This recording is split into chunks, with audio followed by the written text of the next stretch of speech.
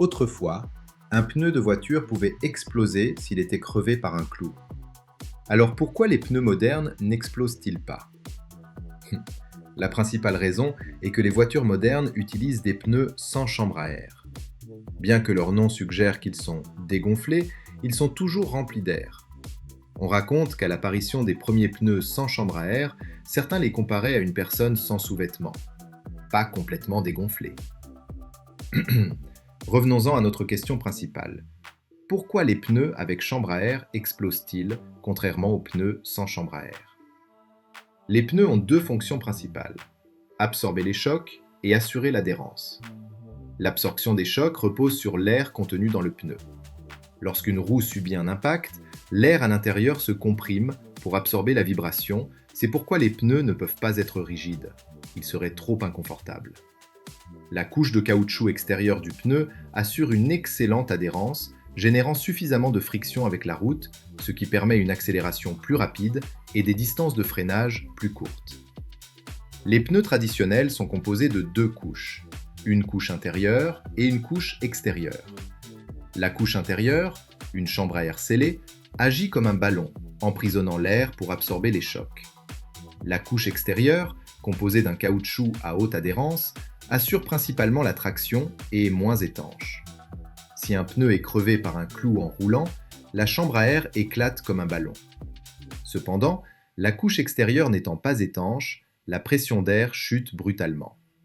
La voiture perd alors son équilibre, comme si elle avait dérapé.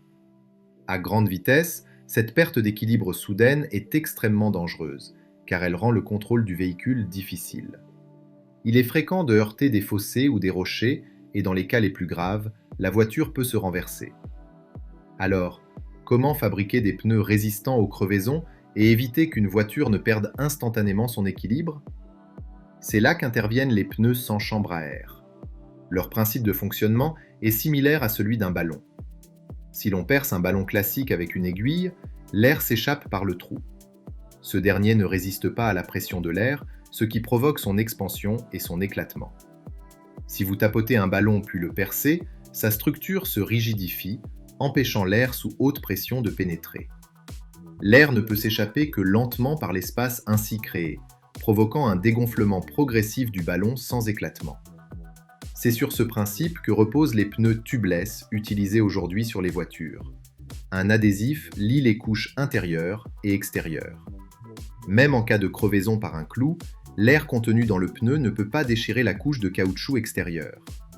De plus, les câbles d'acier interne renforcent la résistance à la déchirure. L'air contenu dans le pneu ne peut s'échapper que lentement par l'espace entre le clou et la perforation, évitant ainsi une perte d'équilibre soudaine du véhicule et donnant au conducteur un temps de réaction plus long. Souvent, on ne se rend compte de la crevaison qu'en s'arrêtant pour vérifier, et parfois, il n'y a aucune fuite d'air, même si le clou n'a pas été retiré. Les pneus tubeless sont sans aucun doute une invention majeure, ayant sauvé d'innombrables vies. Sans eux, la plupart des gens n'oseraient pas conduire sur les autoroutes. Imaginez-vous au volant sur l'autoroute, et soudain, une roue se détache. Plus de 90% des conducteurs perdraient le contrôle de leur véhicule. À quel point est-ce dangereux? Si cette vidéo vous a plu, n'oubliez pas de la liker et de vous abonner à la chaîne Automobile. À bientôt!